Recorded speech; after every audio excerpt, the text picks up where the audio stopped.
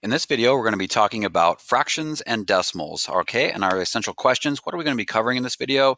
We're going to talk about what are terminating decimals, what are repeating decimals, and how are they written in math? How do I convert a fraction to its decimal equivalent?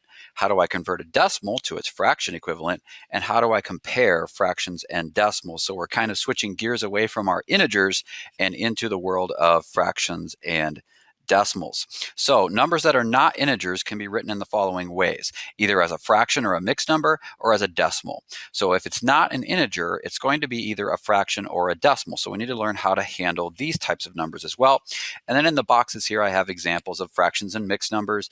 And in the box on the right, I've got examples of types of numbers that are decimals. So you've seen these numbers before. So now we want to start working with operations with these numbers and how do we handle them. So types of decimals, first of all, there are two types of decimals. There are terminating decimals and there are repeating decimals. A terminating decimal is a decimal that ends or stops. So the root word here is terminate, and to terminate means to end or to stop. So you can see examples here of numbers or decimal numbers that are terminating. That means they end or they stop. So for example, 4.5 or 4 5/10, that number stops after the 5. The 5 is the last number in that number, so it does not keep going. Likewise, 1/10 is a terminating decimal. Here is 325 thousandths. That number terminates or stops. And then you can see other examples of terminating decimals as well. The other type of decimal is a repeating decimal. And a repeating decimal is a decimal that has an unending repeating pattern of digits. So if our decimal number keeps on going on forever into infinity, then that's a repeating decimal. So here we can see examples of those types of numbers. Here we have 0.3333333333, and this pattern would continue on and on forever unending. So this is repeating, not terminating. We can have more than one digit repeat, like in this example, 0.12121212. That pattern continues on forever. Here we have a digit that repeats after some that don't, 5.1666666. That one keeps on going forever.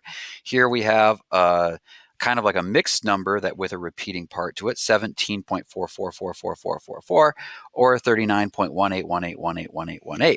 So these are the two types of decimal numbers we need to learn how to deal with. So how do you write a repeating decimal in math? Because we can't just keep on writing these digits on and on and on forever.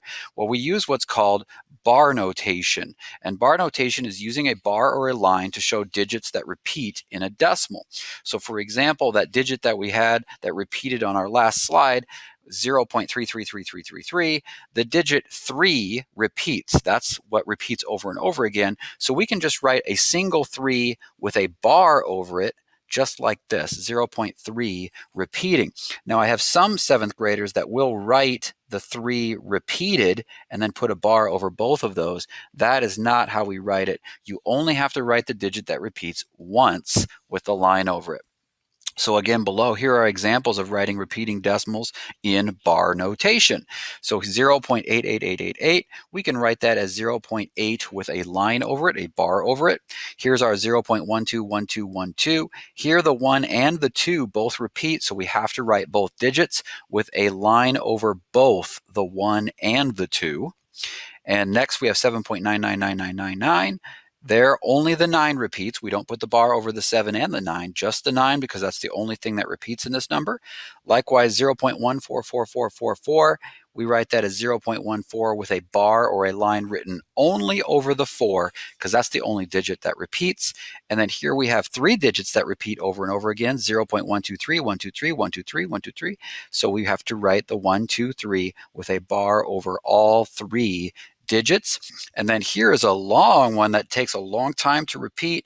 This one actually doesn't repeat until here. So we have 0.142857, 142857. So we do have to write out all 6 of those digits and put a bar over all 6 of them to show that that is a repeating decimal. So that's how you write a repeating decimal in math. We're going to use bar notation.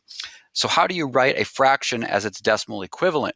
Because these non-integers can be written as either fractions or as decimals. So we have to be able to convert them from one to the other. So how do you write a fraction as a decimal? Top divided by bottom, or the numerator divided by the denominator. That is going to convert a decimal a fraction to its decimal equivalent. So here I have an example. What is 3/8 as a decimal value? How do you write 3/8 as a decimal? Well, 3/8 is equivalent to 3 divided by 8. We can think of it like that because fractions are kind of like division. We can think of it as 3 divided by 8. So how do you do 3 divided by 8? Here we're going to do this little long division here.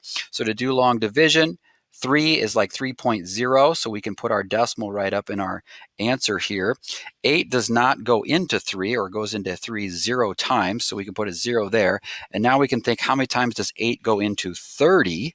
And 8 goes into 30 3 times, because 3 times 8 is 24. So we have a remainder of 6. Now, when you have a remainder, you have to keep dividing. So to keep dividing, we need more numbers. So the next number in the number 3 would be another 0. And 8 goes into 60 7 times. 7 times 8 is 56. And again, we have a remainder of 4, so we have to keep dividing. So we bring down the next number in the number 3, which is another 0. And 8 goes into 40 5 times. 5 times 8 is 40. So you can see that we no longer have a remainder after this, because 40 minus 40 is 0. So we're done dividing once we no longer have a remainder. And here is our decimal equivalent. So 3/8 as a decimal value is 0.375, or 375 thousandths. So let's take a look at some more fractions and see if we can write them as decimals. 4/5. So we think of 4/5 as 4 divided by 5. So we'll do 4 divided by 5. Now 5 doesn't go into 4, so we're going to extend our number here, 4.0. So it's going to go in there less than once. So it's going to be 0 point something, and 5 goes into 40 8 times, and 8 times 5 is 40.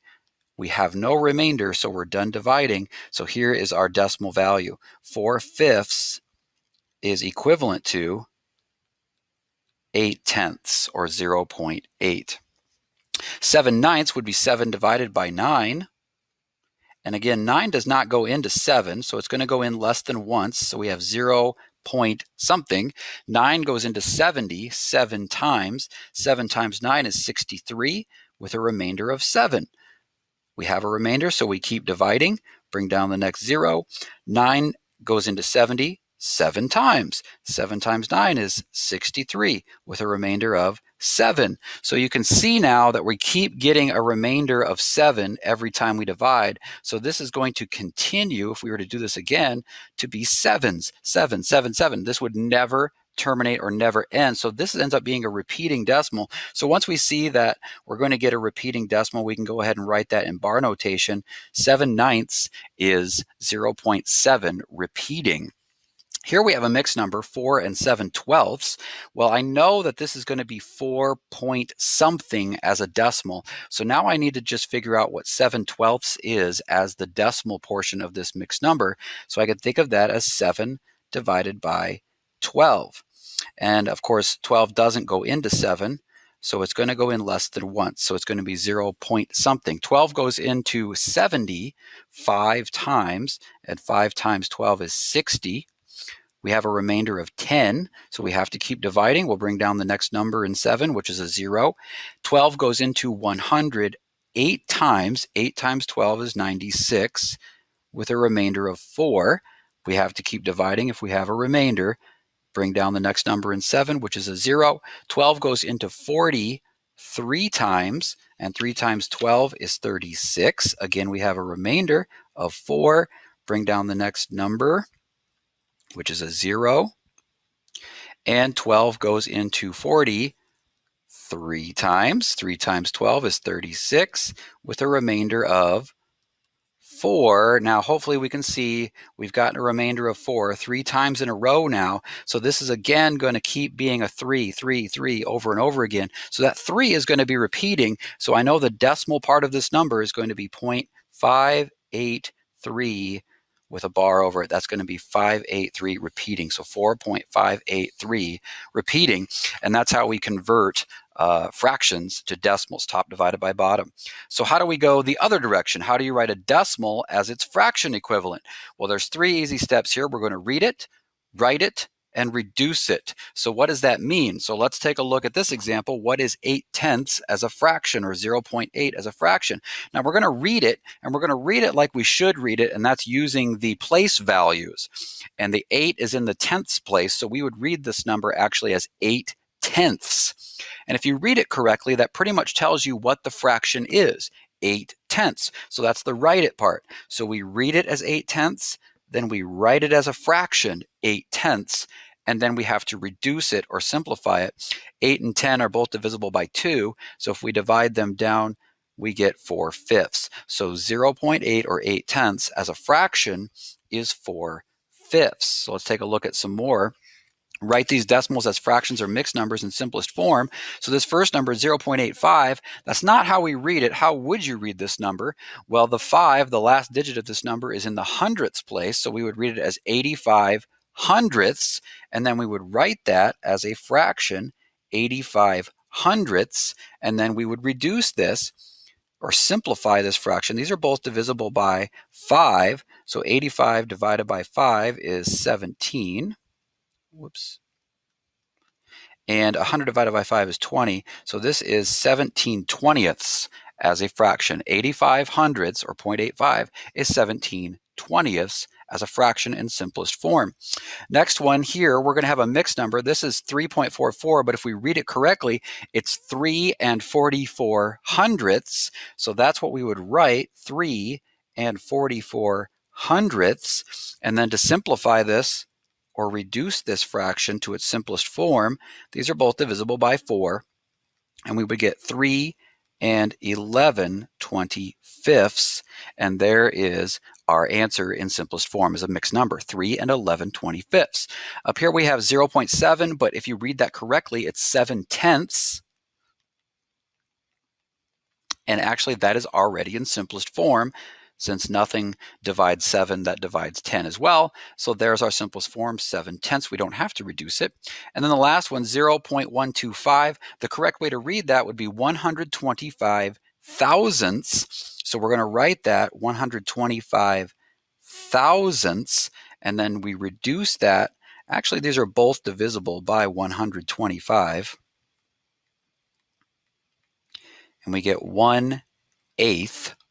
So there is our fraction in simplest form. 125 thousandths as a fraction is 1/8. So read it, write it, reduce it. How to change a decimal to a fraction in simplest form. And then lastly, how do you compare fractions and decimals? Well, if you have a mix of numbers that are represented as fractions and some that are represented as decimals, let's just convert all of the numbers to their decimal values, and then we'll compare the place values. It's much easier to compare decimals than it is to compare fractions, especially if the denominators are different. So that's what I'm going to do here. 2/3, if you take 2 divided by 3, you get 0.666666, so repeating. So that's 0.6 repeating.